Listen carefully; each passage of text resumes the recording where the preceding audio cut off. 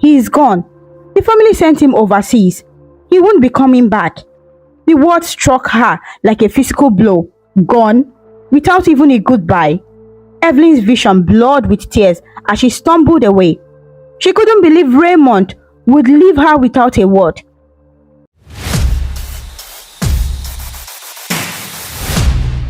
Evelyn's laughter rang out like soft music in the warm Lagos evening. As a teenager, growing up in a cramped apartment in a poor neighborhood in mainland, moments of joy were rare treasures. But with Raymond by her side, she felt like the happiest girl in the world. Raymond was the kind of boy who turned heads on the streets of Lagos.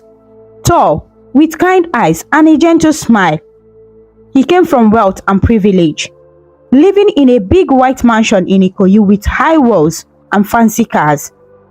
Despite the vast gulf between their worlds, Evelyn and Raymond fell deeply in love. They met by chance in the bustling local market. Evelyn was helping her mother sell vegetables at a stall when a sudden downpour sent shoppers running for cover. Raymond, who had been passing through in a hurry, ducked under the same place. In that brief shelter from the rain, their eyes met and both felt an instant connection. Raymond struck up a conversation, charmed by Evelyn's bright spirit. Evelyn, normally shy, found herself talking and laughing with this polite, handsome stranger. When the rain stopped, Raymond offered to help pack up the stall, and by the time the last basket was loaded, they had exchanged names and hopeful smiles. Over the weeks that followed, Raymond sought out every excuse to see Evelyn again. He visited the market regularly, bought more vegetables than he needed, and walked her home when he could. Evelyn's heart fluttered each time she saw him waiting for her with that warm grin. Under the orange glow of sunset, they would stroll through the busy streets, sharing their dreams. Evelyn confided her worries about her sick father and the struggle to afford school fees. Raymond listened intently, encouraging her and even secretly slipping her a textbook or two from his own collection so she could study. In turn, Evelyn learned that Raymond loved art and wanted to paint, even though his parents expected him to study business. Despite their different backgrounds, their bond grew strong and unbreakable. On quiet evenings, they sat by the lagoon on Victoria Island, watching the city lights reflect on the water. Raymond would put his arm around Evelyn as she rested her head on his shoulder. Both of them imagining a future where their love could overcome any obstacle. Evelyn felt safe and adored with Raymond. He treated her with a respect and kindness she had never experienced. And Raymond, he felt truly understood by Evelyn. She didn't care about his money or status. With her, he could be simply himself, a young man in love. They soon became each other's first love, sharing gentle kisses beneath the tropical moonlight and whispering promises of forever. Raymond would tell her, "No matter what, I'll always be by your side." And Evelyn believed him wholeheartedly, whispering in return, "We will always find a way." Together, they felt they could take on the world. For a brief, beautiful moment in time, the chaos of Lagos and the divides of class melted away, leaving just two young hearts beating in unison. That moment, however, could not last forever. Raymond's parents eventually noticed the changes in their son. The secret phone calls, the spring in his step, the late afternoon errands to the market. It wasn't long before they discovered the curse. Their only son was in love with a poor girl from the slums. One afternoon, Raymond came home to find his father, Mr. Adewale, waiting angrily in the study. Laid out on the polished table were photographs of Raymond and Evelyn walking hand in hand, laughing over roasted corn bought from a street vendor. Someone had been sent to spy on them. Raymond's heart sank. His parents had found out about Evelyn. His mother, elegantly dressed and severe, looked at him with disapproval and concern. "Raymond, who is this girl?" she demanded, though she already knew the answer. "How could you throw away everything for someone like that?" The words "someone like that" were said with a cruel edge, as if Evelyn were beneath their notice. Anger and heartbreak fled in Raymond's chest. "Mother, don't speak about her that way," he replied, voice shaking. "Her name is Evelyn. I love her. She is smart, and she is kind, and she means everything to me." He stood tall, trying to be brave. At just 19, Raymond felt ready to fight for the woman he loved. But his parents would not hear that. Mr. Deweller's face hardened like stone. "You will end this nonsense at once," he declared. He reminded Raymond of his duties, the prestigious university abroad waiting for him, the family business he was destined to inherit, the reputation they must uphold. In their eyes, Evelyn was an unacceptable match, a threat to the plans they had so carefully laid for Raymond's future. She was poor, from a different social class, and they assumed she must be after their wealth. No son of the Adewale family would be permitted to marry into poverty.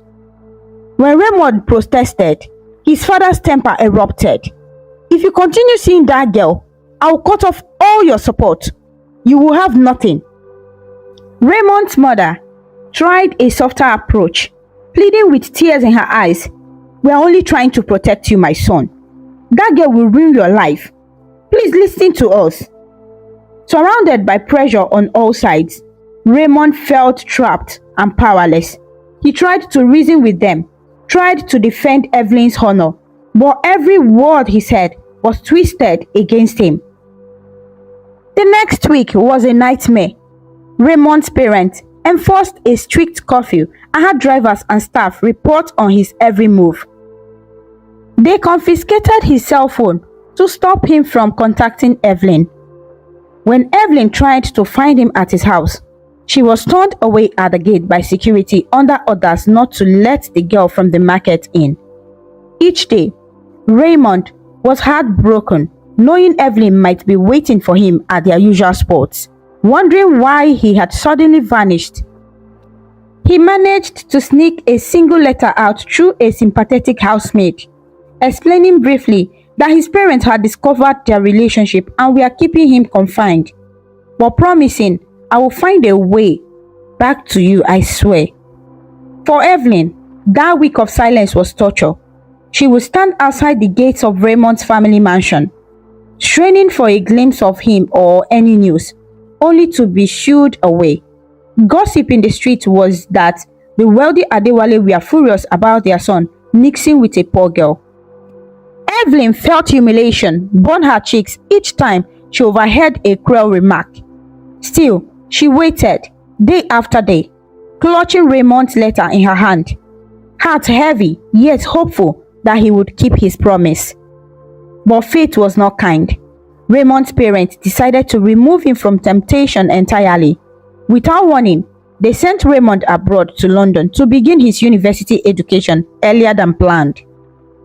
One moment he was in Lagos, pleading with his parents to let him see Evelyn just one more time, and the next he was on a flight, despair gnawing at his soul as the city light disappeared beneath the clouds.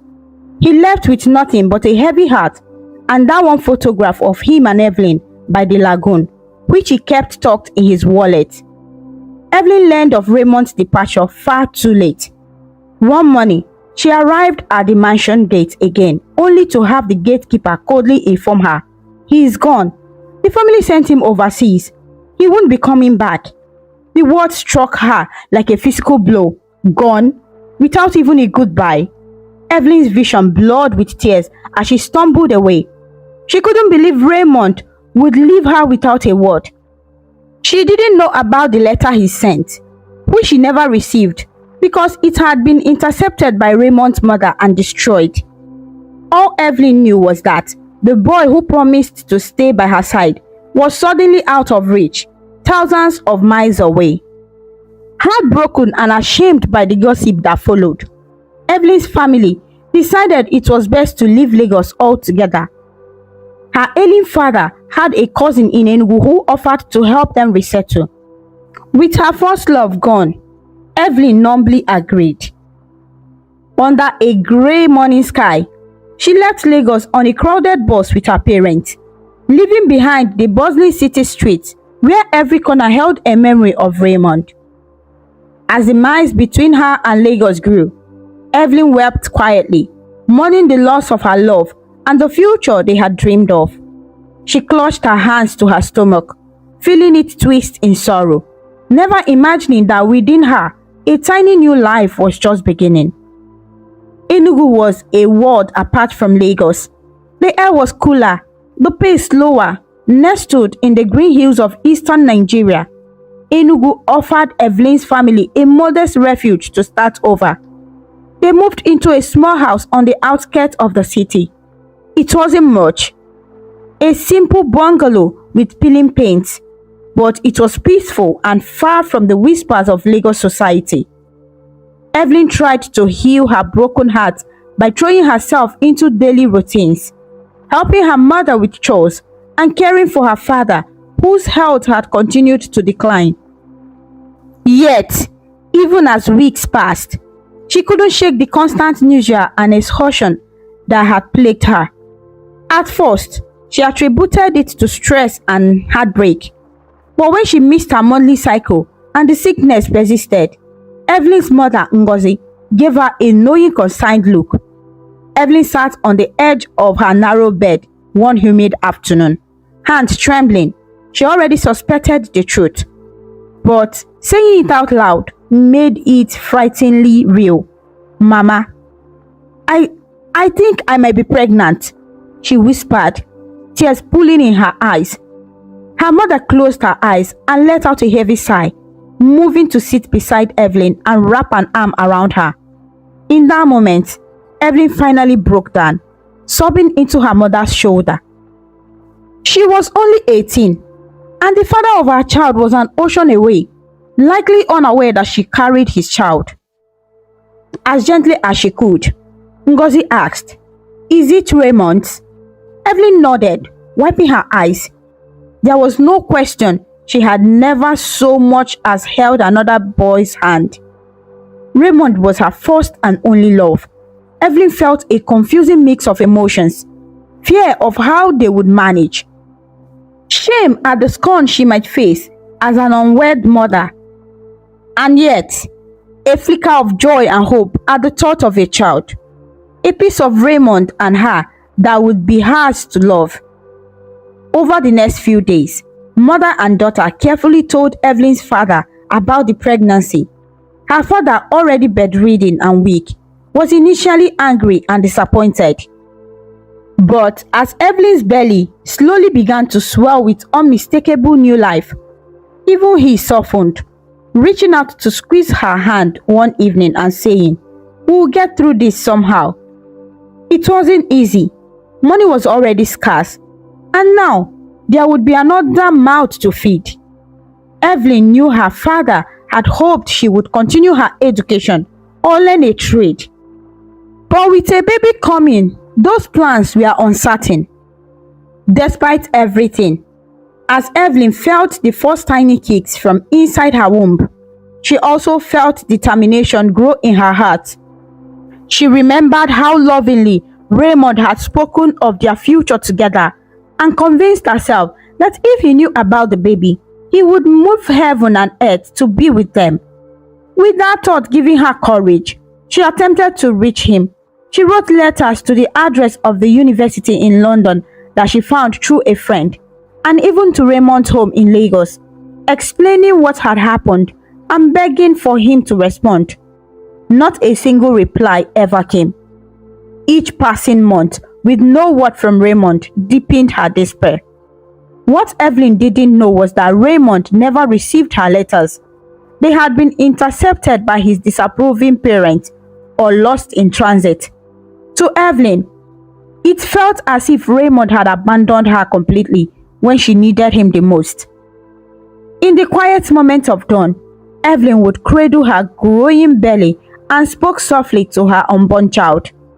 "Your daddy loved me very much," she murmured, her voice thick with emotion. "Maybe he doesn't know about you. I wish he were here. But I promise I will take care of you, little one. I will love you enough for both me and him." Those early morning talks gave her strength. She decided that, with or without Raymond, she would devote herself to giving this child a good life. When the time came, Evelyn went into labor on a rainy night. After hours of pain and determination, she gave birth to a healthy baby boy just as the first light of dawn crept into the sky. Exhausted and overwhelmed, Evelyn held him in her arms, tears of joy mixing with tears of sorrow. She named him Uzo, short for Uzodimma, meaning the road is good in Igbo, a name that reflected her hope that despite the rough path so far, his destiny would be a good one. Baby Uzo had Raymond's eyes, big and bright, and a tiny tuft of dark hair. Looking at her son, Evelyn felt a surge of fierce love. She swore that she would protect him and make sure he never felt unwanted. If Raymond truly was lost to them, then she would be both mother and father to Uzo. Life as a single mother was very hard. Evelyn's days became a blur of tending to her infant and scrambling to earn money. She took up sewing and sold handmade aprons and mended clothes in the local market when Uzo was old enough to be carried on her back. They survived on the little income she earned and helped from a few kind neighbors. Evelyn's parents, though frail, did what they could, support her emotionally. Years passed in this manner. Uzo grew from a chubby-cheeked toddler into a curious boy with a bright smile that reminded Evelyn of Raymond every single day. And although she smiled back at her son, inside Evelyn's heart, there remained an ache and many unanswered questions. Where was Raymond now? Did he ever think of her? Would Uzo ever get to know his father? Tragically, when Uzo was about 10, Evelyn's parents both passed away, one after the other, leaving Evelyn truly alone to fend for herself and her child. First, her father succumbed to his long illness, and not long after, her mother's heart gave out, worn down by years of hardship. In her grief, Evelyn realized that with her parents gone, nothing tied to her to Enugu anymore.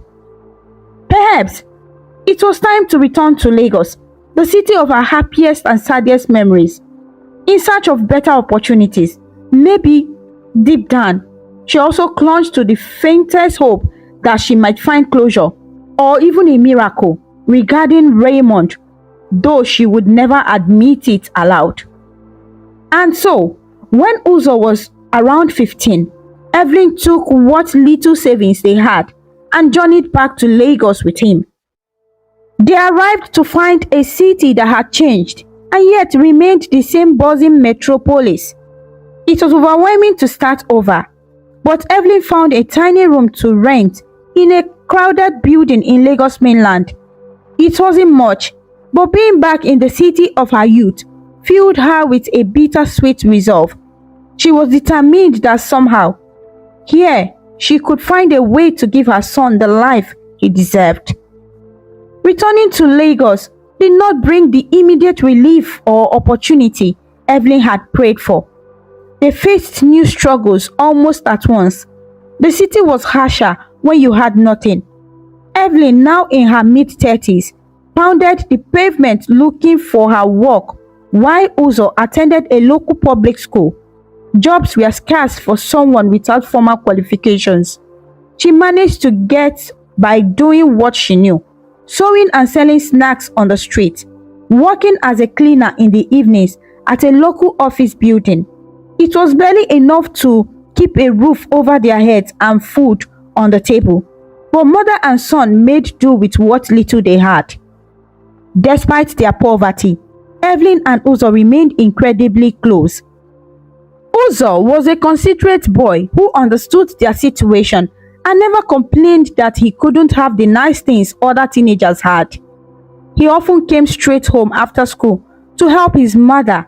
He would cook simple meals of garri and soup and make sure she drank water after a long day. At night, under the dim glow of a kerosene lamp, during one of the frequent power outages, Evelyn would quietly tell Uzo stories about a kind boy she once loved. She never revealed Raymond's name or the full truth, only saying that Uzo's father had been a good man from far away. These stories always ended with Evelyn assuring her son that he was deeply loved by her and in spirit by the father he never knew. Uzo treasured these stories, holding on to an image of a father who in his imagination might have been kept away by circumstances, but would have loved him if he could. As the years pressed on, Evelyn's health began to falter.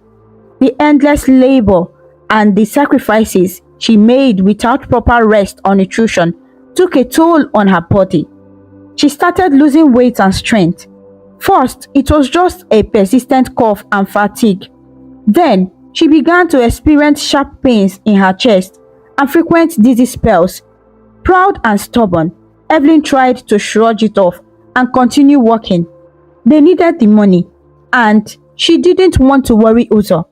But Uzo noticed how his mother's face grew paler and how sometimes her hand trembled when she lifted even light objects. One fateful evening, Evelyn collapsed on the floor while cooking.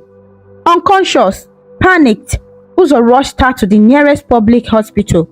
There, the doctors gave him grim news. Evelyn had a serious chronic illness. They suspected a heart condition, possibly made worse by untreated infections, and she needed proper medical treatment as soon as possible. Treatment that would be expensive.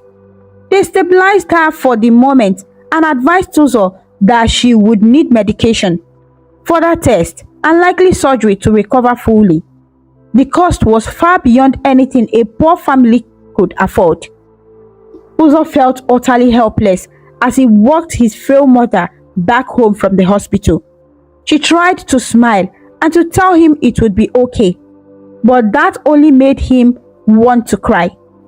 He was just 17, still in secondary school, and the weight of the world now fell on his young shoulders. Over the next couple of weeks, Evelyn was mostly bedridden. She grew weaker, often sleeping fitfully and struggling to breathe on bad days. Uzo would sit by her bedside, placing cool clothes on her forehead and forcing a reassuring smile whenever she opened her eyes. Inside, though, he was frantic with worry. They had a small amount of money saved, but it was dwindling fast on medicine and food. Every night, Uzo would whisper desperate prayers in the darkness, begging for the mother's recovery. He had heard of people seeking help from relatives during such dire times. Their own extended family was small and scattered. One name weighed heavily on Uzo's mind: Uncle Silas. Silas was Evelyn's older brother. He had moved to a distant town years ago for work, and they hadn't been in close contact since Evelyn returned to Lagos. But Uzo remembered him from childhood as a kind man who sometimes visited with small gifts if anyone could help them now. Perhaps it was Silas. Maybe he could lend money for the hospital or come to Lagos to support them. With Evelyn's condition worsening by the day, Uzo decided to reach out to his uncle.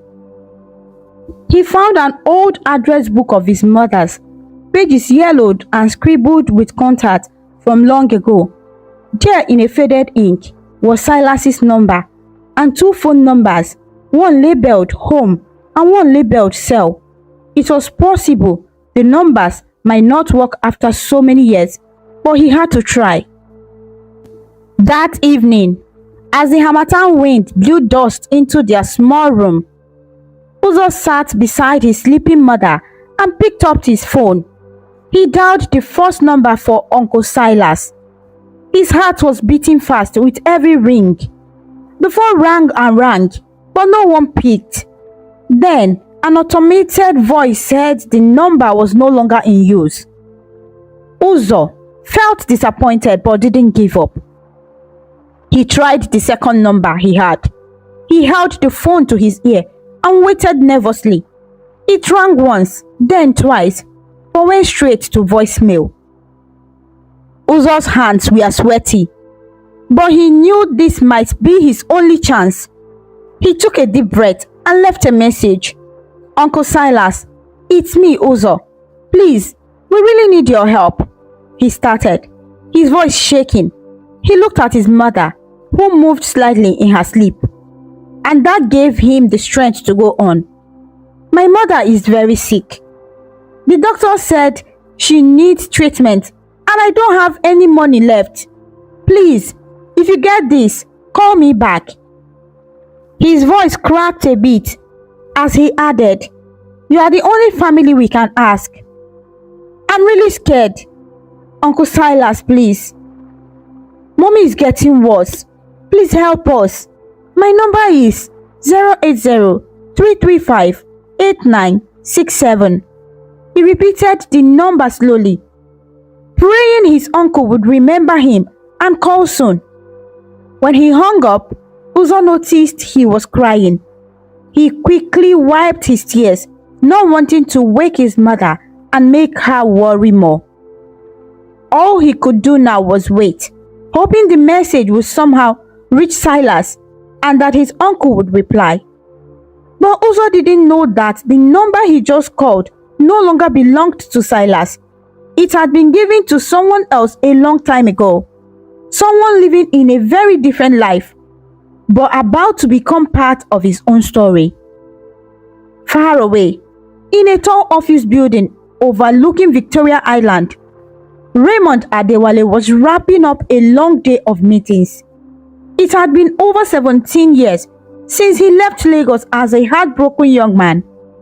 And now he was back as one of the city's most respected businessmen.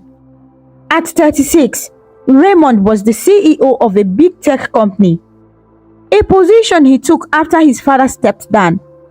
From the outside, his life looked perfect, rich, powerful, and well-known. But deep inside, Raymond still felt empty. He had worked hard for years, maybe to forget the pain of the past. He never got married, though he had come close. His relationships always failed because he never fully opened his heart. His heart still held the memory of a girl he once loved, Evelyn. That evening, Raymond leaned back in his leather chair after his last meeting. He loosened his tie and looked out at the bright lights of Lagos. The city had changed, bigger, faster, but his thoughts drifted to the old days, walking with a cheerful girl through busy markets and quiet streets near the lagoon. He often wondered where Evelyn was now. Did she think of him? Was she happy? He felt sad thinking about how they had been separated so suddenly. He had tried to find her when he returned from London, even went against his parents to do so. But by then, her house was empty. The neighbors said they had moved. No one knew where. It was like she disappeared. He feared she had married someone else and moved on. Not knowing the truth hurt him, but he kept that pain to himself. As he packed up his things, Raymond's phone buzzed. It was an unknown number. He usually didn't answer unknown calls, probably just a marketer, he thought. He let it ring, but something made him stop. A strong feeling in his chest told him to check the voicemail. He pressed play and listened. The shaky voice of a young man filled the phone. Raymond stopped moving. The boy was scared, asking for help. "My mom Evelyn is very sick, uncle," the voice said. Raymond's heart jumped. Evelyn? That one name made him freeze. He listened carefully, barely breathing. The boy, who called himself Uzo, spoke of doctors, no money, and begged someone called Uncle Silas for help because his mother Evelyn was very ill. Raymond played the message again. Could this be the Evelyn he once knew? The Evelyn who would not be in her 30s? Raymond sat down, shocked. Could Evelyn be sick and in trouble? And who was Uzo? The way he spoke made it seem like Evelyn was his mother. Did Evelyn have a child? Raymond's chest tightened. If the boy was 17, that meant it could have happened around that time they were together. Was it possible? He played the message again, trying to understand. Uzo thought he was calling his uncle, so Raymond must have gotten the call by mistake.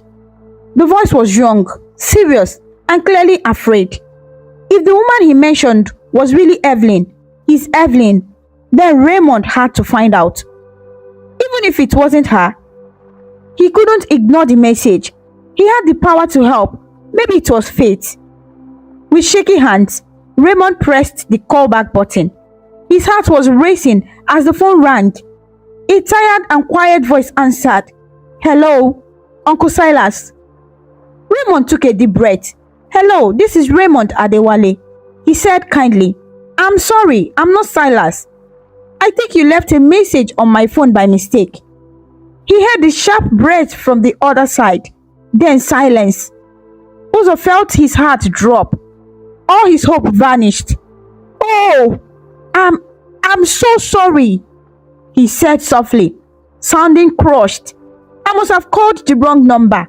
I'm really sorry for bothering you. Please, I'm sorry, sir. It sounded like he wanted to cry. Before he could hang up, Raymond quickly said, Wait, please. I heard your message. It sounded very serious. You said your mother Evelyn is very sick. He paused, trying to stay calm.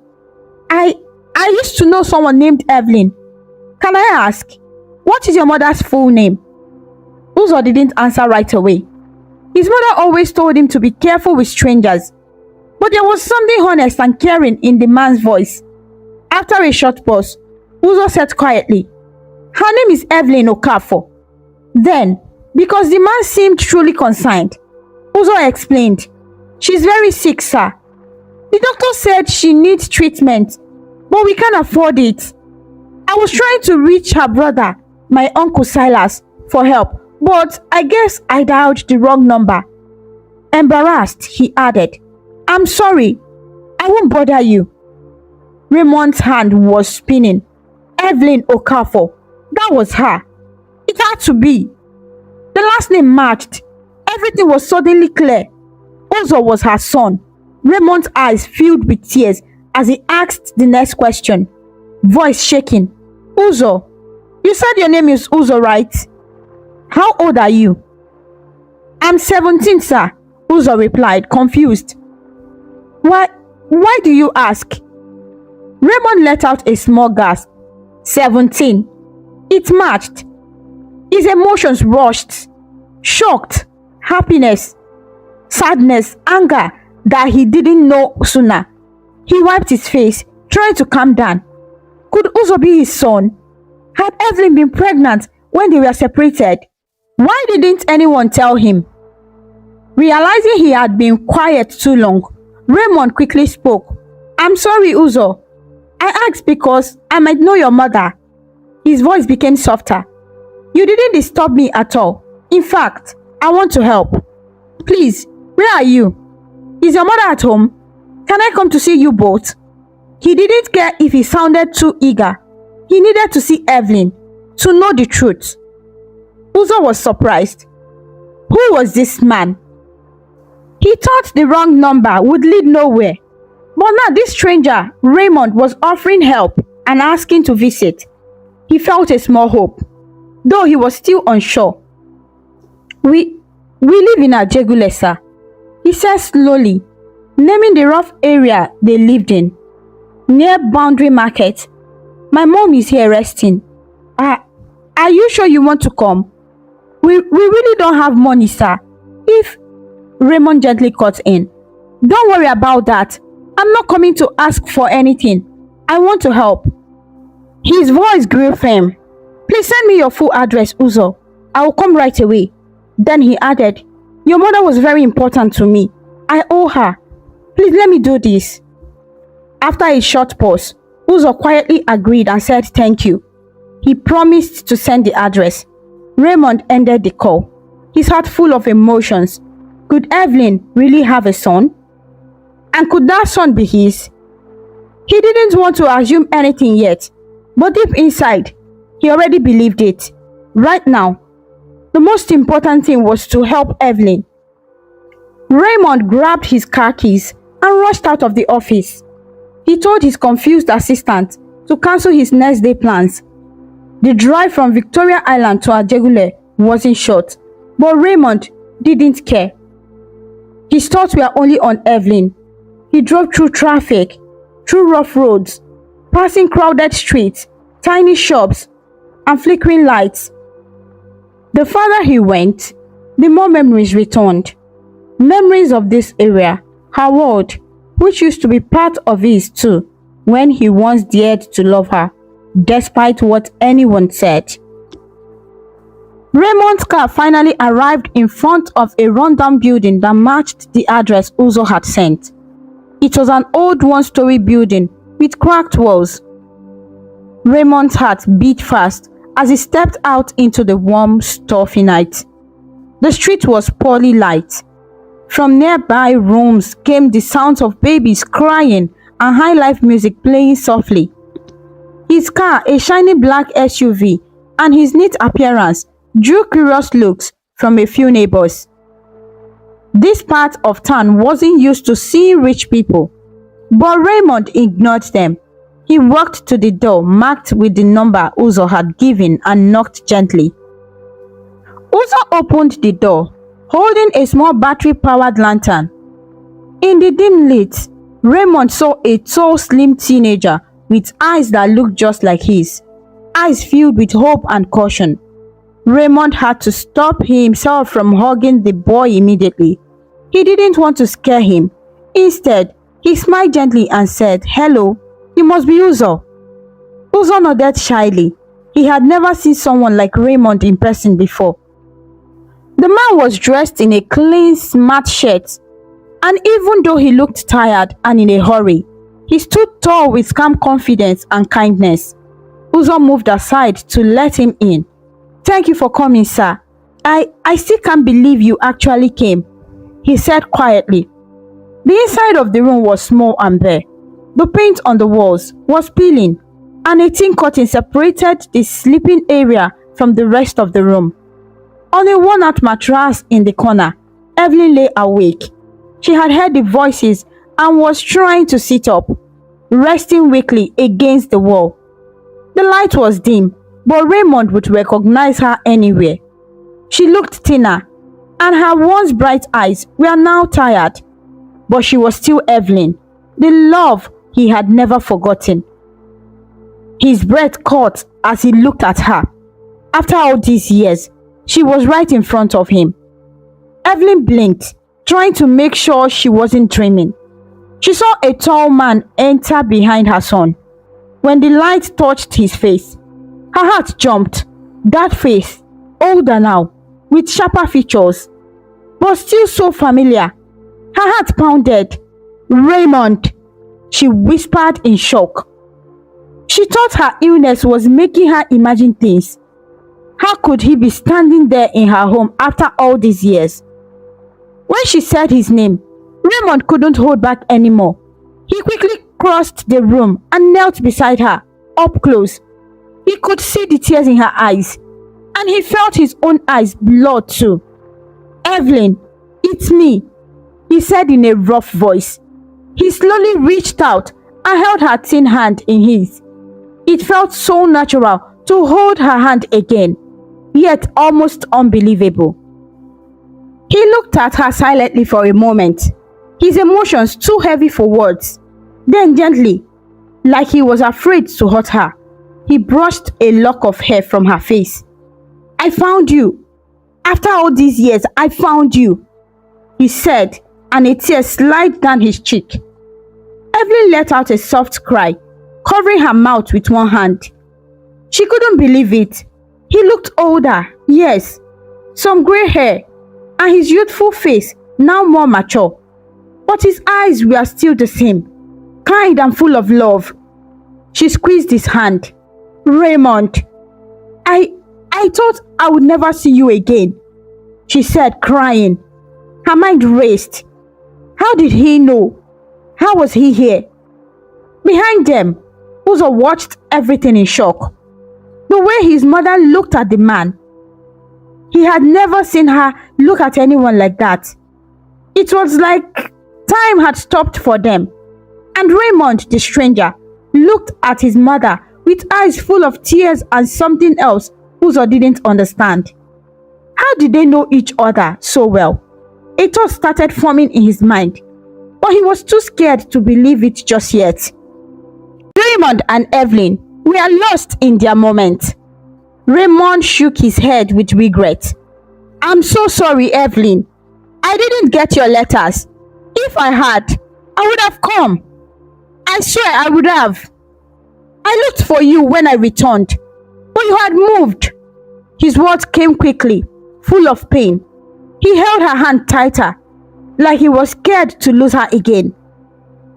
All these years, I thought about you every single day. And tonight, by accident, I got this voicemail. And when I heard your name, he stopped talking and looked back at Uzo, who stood there watching nervously. I had to come. I had to know if it was really you. Evelyn followed his eyes and looked at her son.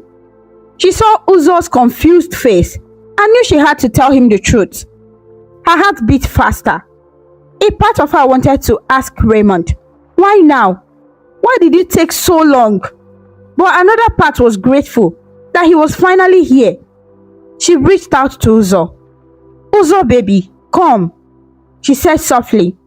Uzo stepped forward, still holding the lantern. Evelyn took his hand in one of hers, while Raymond still held her other hand. She looked at them both, tears running down her face. Uzo, she said, voice shaking. Do you know who this is? Uzo looked at Raymond, then at his mother. He had a feeling, but now, hearing her tone, that feeling grew stronger. He felt nervous. Mom, is he? He couldn't finish the sentence. He was too shocked. Evelyn nodded as tears fell. Yes, son. This is Raymond. The man I told you about in my stories. The one I loved so much. She took a deep breath. He's your father. For a second, everything was silent. Uzo's eyes widened. He stared at Raymond with a mix of surprise, confusion, and strong emotion. His chest felt warm, and his eyes filled with tears.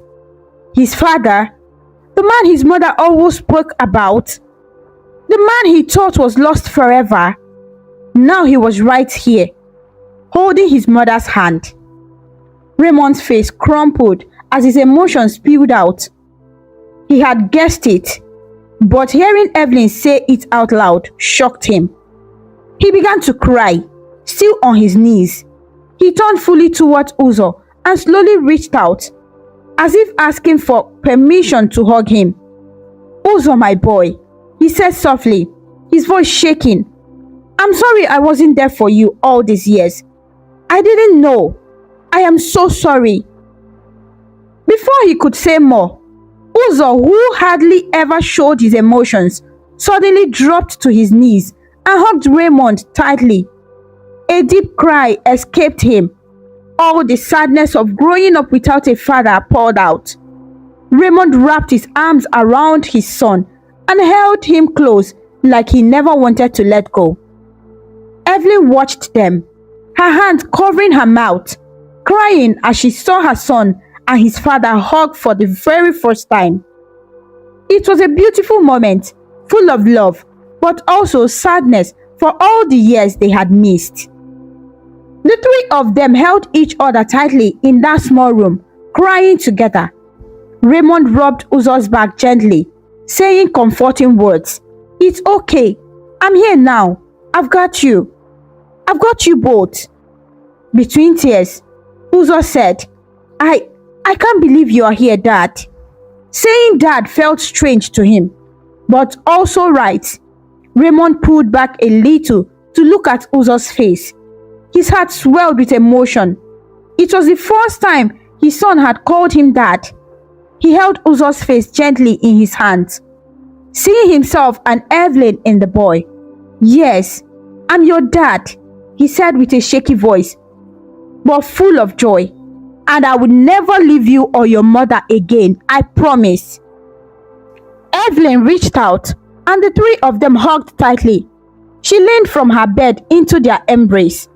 For the very first time in many years, she felt true peace. Their family was finally together. Uzo's arms were around her too, and she could feel his happy tears on her shoulder. Even though her body was weak, she felt strong in that moment. She closed her eyes and quietly thanked God, or fate, for bringing Raymond back. After a while, they pulled apart. Raymond gently checked on Evelyn's condition. Up close, he could see how sick she really was. Her skin looked pale, and she was struggling to breathe. He felt afraid that he might lose her after just finding her again. He wiped her tears with a handkerchief and held her hand tighter. "I heard you are not well, my love," he said gently. The words came out naturally, and Evelyn felt her breath catch. "I'm going to take you to a good hospital. Even if it's tonight, we will go." Evelyn opened her mouth to argue. She knew how expensive hospitals were and didn't want to trouble him. But Raymond shook his head. "Please let me help you. I can afford it now. Don't worry about money. Just focus on getting better." He turned to Uzo and placed a comforting hand on his shoulder. "We'll make sure your mom is fine, okay? I'll start making calls now." Uzo nodded, feeling a wave of relief. He believed Raymond. Something in the man's calm, firm voice made Uzo feel like a heavy weight had been lifted from his shoulder. For the first time in a long while, he felt real hope. He watched as Raymond stepped aside and started making phone calls. He used words like private clinic, specialist doctors, and advance payment. It was clear that Raymond was a man of power, someone who would make things happen. And now, he was using that power for Uzo and his mom. Uzo had never experienced anything like that. Evelyn lay back, watching Raymond's tall figure as he made calls. It still felt unreal that he was here, still calling her my love, like nothing had changed. But everything had changed. He had missed 17 years. She felt a bit of the old pain come back. Why didn't he come sooner? But deep inside, she knew it wasn't really his fault. Maybe his parents had kept them apart. She looked up at the ceiling and slowly let go of the bitterness. He was here now. That was what mattered. In less than an hour, an ambulance from a good private hospital came through the narrow paths. The neighbors peeked from their windows, curious. The medics gently helped Evelyn onto a stretcher. She tried to walk on her own but nearly fell. So Raymond quickly carried her in his arms. "It's okay, I've got you," he whispered. Evelyn didn't argue. She felt safe in his arms, remembering a time he carried her after a picnic years ago. Uzo followed closely, holding her hand, then got into the ambulance beside her. Raymond came too, refusing to leave them alone. As the ambulance moved through the city traffic with its soft siren, Evelyn drifted in and out of sleep. Each time she opened her eyes, she saw Raymond by her side, holding her hand, and his other hand resting on Uzo's back as the boy leaned on him. The sight made her feel calm. Whatever happened at the hospital, they would face it together right now. In the next few days, Evelyn was taken into a private hospital where she was given full medical tests. The doctors found out that she had a serious heart problem, years of untreated high blood pressure, and an infection that had badly affected one of her heart valves. They said she needed surgery as soon as possible to fix it, along with medicine to help her stay stable. Because Raymond paid immediately, the hospital started giving her the best care. She was treated properly, fed well, and her surgery was booked to happen within a week. During this time, Raymond stayed by Evelyn's side every day and night. He took a break from his work and didn't even think twice about it. He and Uzo sat with Evelyn often, talking to her and trying to keep her happy. Even though they were in a hospital, those days became special for the little family. In the quiet afternoons, Raymond told stories about his life, how he built his business, where he had traveled, and he always looked at Uzo to see his reaction, like he was trying to catch up on all the years they had missed. Uzo also shared his own stories, school life, his love for drawing, which Raymond was happy to know he had also loved as a boy, and little memories of life with his mom. They laughed, and sometimes they even cried. Slowly, a deep bond grew between them, one that felt both new and somehow natural. Evelyn watched them from her hospital bed, her heart full. She saw how gently Raymond brushed Uzo's hair while listening to him speak, and how Uzo looked up to Raymond, always eager to hear what he had to say or laugh at his jokes. It felt like something that had been missing for a long time had finally come back. Sometimes, Evelyn found herself crying quietly, not from pain, but from happiness. But not everyone was happy for them. When Raymond's parents found out where he had been spending his time, they were angry. It wasn't a surprise. Raymond had been staying at the hospital for days and hadn't gone home or attended his business or meetings. His mother finally called him, and he didn't lie. He told her straight, "I'm with Evelyn. Yes, that Evelyn. And I'm with our son. My son. Your grandson. She's sick, and I'm making sure she gets better." There was silence on the other end, and then she tried to argue. But Raymond told them firmly that once Evelyn got better, he would bring her and Uzo to meet them, and he expected them to treat her with respect. The day before Evelyn's surgery, just as Raymond expected, his parents came to the hospital. They asked to talk to him in private, outside Evelyn's room. Raymond stepped into the hallway, leaving the door a little open. Inside, Evelyn and Uzo looked at each other nervously. They could hear quiet arguing. Evelyn's heart beat faster. She had a strong feeling. She knew what was being said. Outside, Mr. Dewale's face was red with anger. He spoke in a harsh whisper so no one else could hear. But his words were sharp. "After all these years, Raymond, you go and dig up this woman and bring this boy into our lives? How do you even know he is yours?" Raymond felt anger rise inside him, but he kept his voice calm and steady. "Because I believe Evelyn, and because I can do simple maths. He's the exact age he would be if you hadn't separated us." Raymond looked his father straight in the eyes, something he had never done with such confidence when he was younger. "Dad, Mom, I missed 17 years of Evelyn and Uzo's life because of you. I'm not going to miss any more. They are my family now." His mother stepped forward, her face filled with worry and frustration. "We did what we thought was best for you, Raymond. Look at your life now. You are successful, well known. This kind of news could ruin you. Think of the gossip. A hidden son born before marriage. If the media finds out, it could destroy your image. And that woman, I don't like her." "That woman has a name," Raymond said sharply. "Evelyn is the mother of my child and the woman I've always loved. I don't care what people say anymore. If my reputation changes because I'm standing by them, that's fine.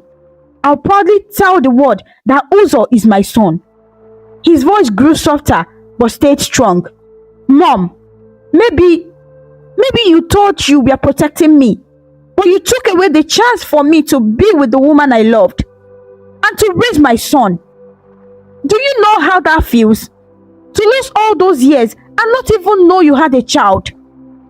I won't let either of you take them away from me again. Mr. Adewale's jaw tightened. We won't accept this. That boy was raised in a slum. And he almost growled. She tricked you. Can't you see? She probably told him to call some family member just to get money out of us. And by luck, the call reached you. Very convenient.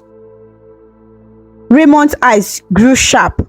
Stop it right now, he said in a calm but serious voice. Evelyn didn't even know the message got to me. She was close to dying when I showed up.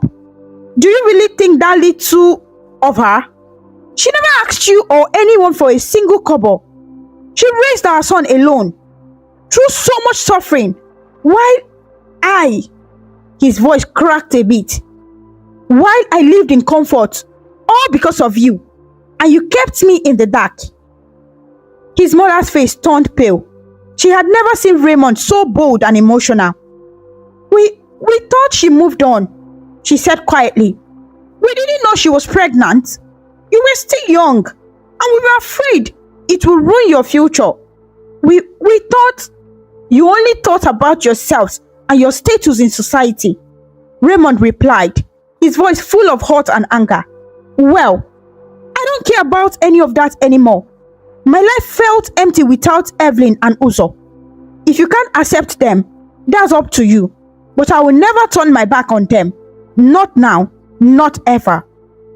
His mother reached out and touched his arm, trying to make him change his mind. Raymond, please think carefully. What about your company? The people who invested in you? You're planning to marry a poor sick woman who has been away for 17 years and raise a boy from the slums as your heir. This isn't a fairy tale. We have to think about reality. Raymond slowly moved her hand away from his arm. I am thinking about reality. Evelyn needs help. Our son needs support. If doing the right thing damages the company's image, then maybe that company isn't worth it. And as for an heir, I can't think of anyone better than Uzo. He is smart, kind, and he is my son. As far as I am concerned, he is already part of the family. You taught me to be responsible and to lead. And that's what I'm doing now.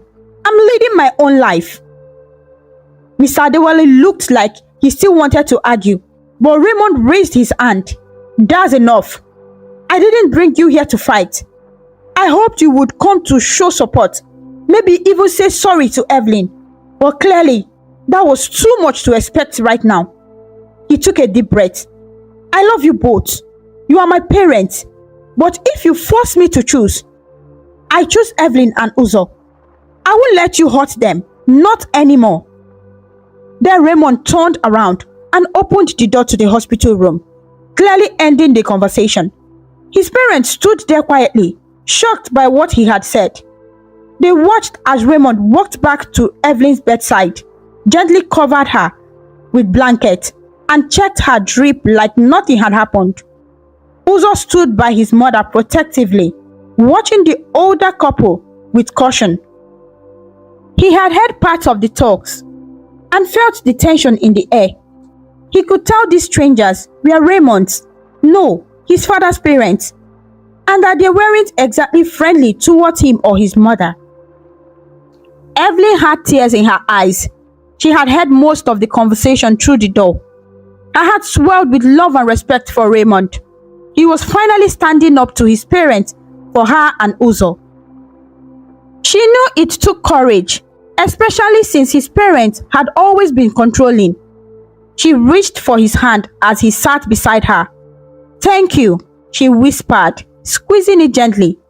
Raymond gave her a soft smile and kissed her forehead. Awkwardly, Raymond's parents entered the room. Mrs. Adewale cleared her throat and tried to act calm.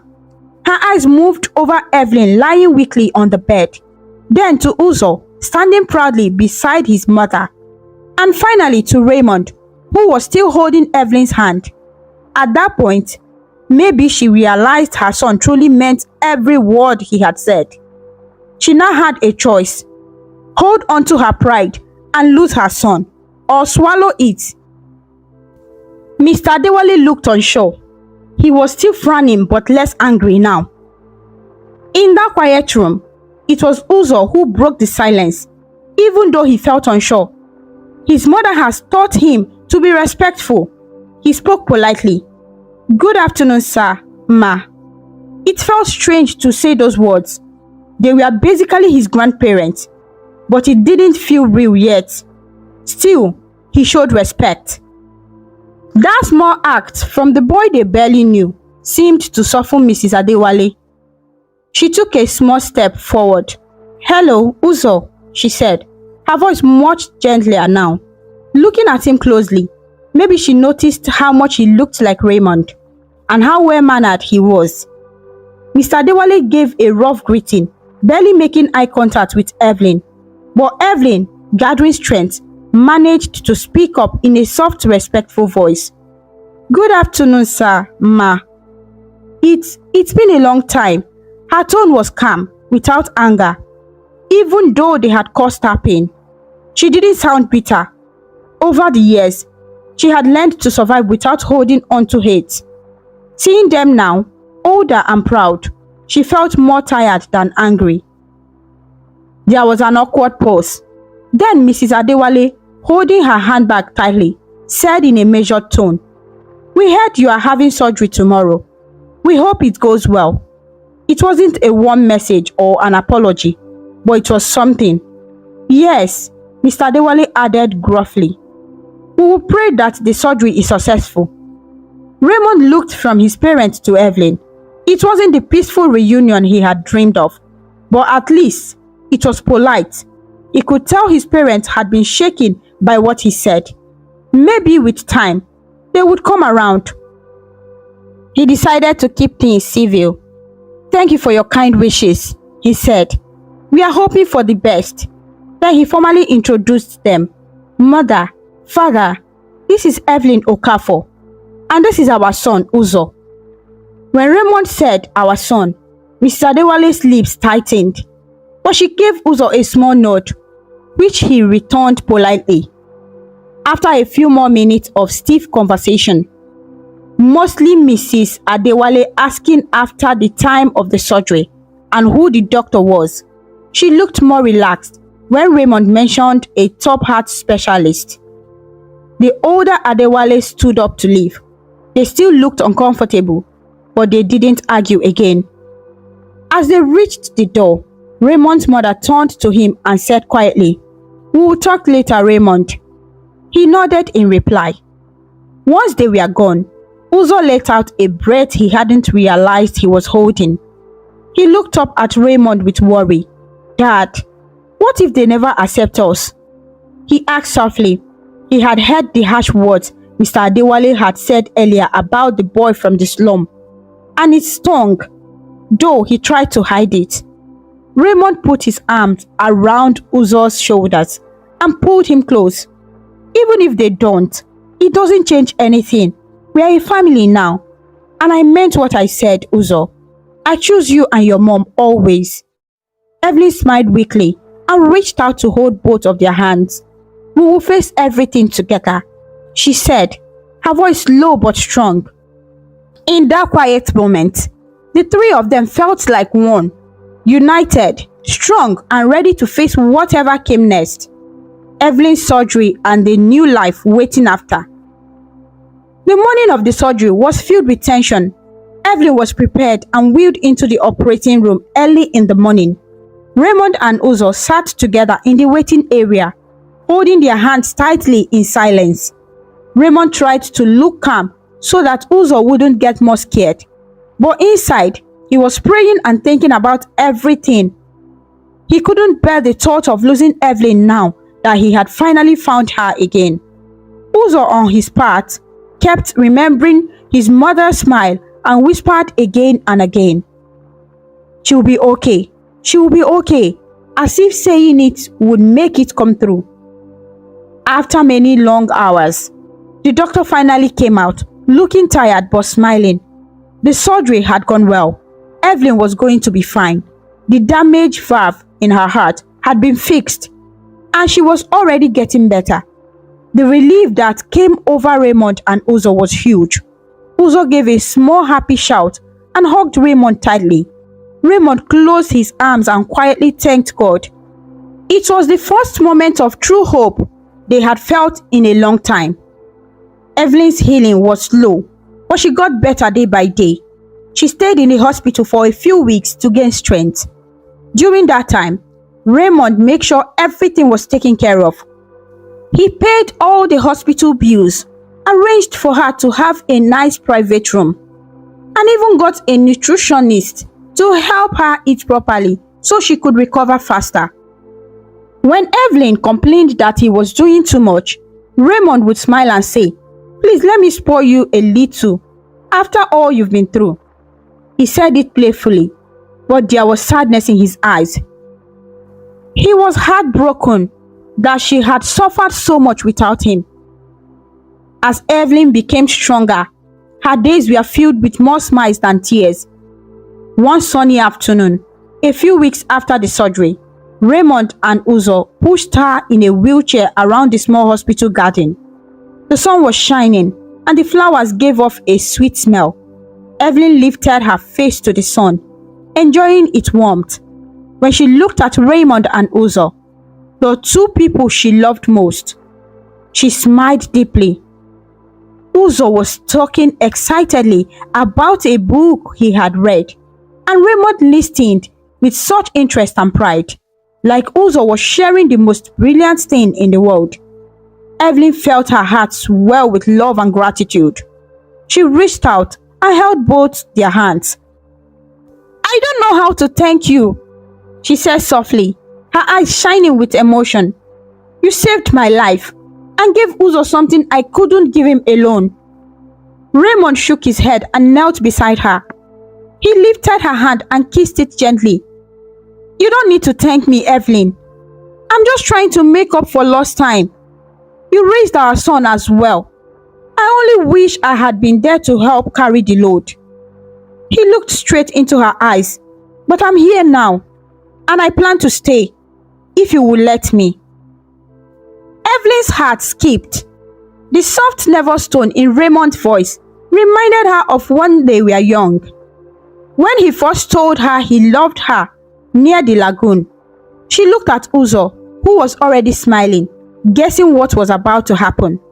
With tears in his eyes, Raymond continued, "Evelyn Okafor, you've been the love of my life since I was a boy. Life separated us, but it also brought us back together. I don't want to waste any more time. Will you marry me and help complete our family?" He pulled a small velvet box from his pocket and opened it, revealing a small but beautiful ring. He had bought it days ago, waiting for the perfect moment. Evelyn gasped softly, her tears falling, not from sadness, but joy. Her voice shook with happiness as she replied, "Yes, yes, of course I will marry you, Raymond." Uzo let out a loud happy cheer. He couldn't hold back his excitement. He hugged his mother, then Raymond. The three of them hugged together, Evelyn in the middle, laughing and crying at the same time. In that peaceful garden, surrounded by flowers, they sealed their engagement with a kiss and glowing smiles. It was a joyful moment they would always remember. Word of their engagement spread quickly to Raymond's parents. Maybe it was because of how serious Raymond was, or maybe it was the pure happiness they now saw in him. But something in them changed. The following week, to everyone's surprise, Raymond's parents invited Evelyn and Uzo and a few close relatives to a private dinner. It was their way of making peace. Evelyn was nervous about going, but Raymond promised to stay by her side. She wore a simple but lovely dress, a gift from Raymond, who had asked a designer friend to make it just for her. Uzo wore a brand new suit his father had bought him and walked proudly beside them. The dinner was polite. Mrs. Adewale looked truly sorry and said, "We misjudged you and we hurt you by keeping you apart. I'm truly sorry, Evelyn." Her voice was shaky, Mr. Adewale, who didn't say much usually, added, "Yes, we are so sorry. We thought we were doing the right thing for our son, but we see now the pain we caused." Evelyn, always kind-hearted, quietly accepted their apology. "We all did what we thought was right back then," she said calmly. "I forgive you." And she meant it. She knew holding on to the past would only spoil the happiness of their future. They moved forward slowly but hopefully. Mrs. Adewale started to take a liking to Uzo, especially when she learned about his good grades and talent for art. He reminded her of Raymond, eager to learn and full of potential. By the end of the dinner, Mr. Adewale even smiled a little and asked Uzo if he would like to work at the family company during the holidays. Uzo beamed with joy, and even Raymond was pleasantly surprised. Slowly, the family was starting to come together. A month later, Evelyn and Raymond got married in a small quiet ceremony at the church near her old neighborhood, the same one she used to attend as a child. Uzo proudly walked his mother down the aisle, while Raymond waited at the altar with tears in his eyes. Evelyn looked beautiful and healthy, her face glowing with joy. When they exchanged their vows, many people cried. Even Raymond's father quietly wiped a tear as he watched his son marry the woman he truly loved. For Uzo, it was the best day of his life. As his father's best man, he proudly stood and watched his parents finally come together. He shed tears of joy when he saw how happy his mother looked and when he heard his father's voice break as he promised to love and protect both of them forever. When the pastor said, "You may kiss your bride," Uzo was the first to cheer as Raymond kissed Evelyn lovingly. Later that evening, at a small reception held in the church hall, Raymond pulled Uzo aside and said with deep emotion, "I miss your bed, your first steps, your first words, but I promise I'll be there for every special moment from now on." Uzo, eyes full of tears, hugged his father tightly. "I'm just happy I have you now, Dad." Uzo looked around the room. He saw his mother laughing as she chatted kindly with Raymond's mother. The old tension finally faded away. He saw his grandfather smiling as he spoke with Uncle Silas, who had finally been found and happily came to give her sister away at the wedding. The family that once felt broken now looked whole. As the celebration came to an end, Raymond, Evelyn, and Uzo stepped outside to enjoy the fresh night air. The sky above Lagos sparkled with stars, and a gentle breeze carried the sounds of the city in the distance. Evelyn stood between Raymond and Uzo, holding both their hands. She rested her head on Raymond's shoulder, and Uzo leaned into her side. They stayed like that quietly, full of peace and gratitude. Then Evelyn spoke. Her voice was calm and full of love. 17 years ago, I thought I had lost everything, she said softly, but life surprised me. I got a wonderful son from that pain. And now, I have you again, Raymond. She looked at him with deep affection. This is more than what I ever dreamed of. Raymond kissed her forehead and looked at Uzo proudly. I think we are the lucky ones, Evelyn. Uzo and I found the heart of our family in you. Uzo nodded, smiling, and I got my family back. I got my dad. And I've never seen Mom this happy. He gently squeezed her hand, his eyes glowing.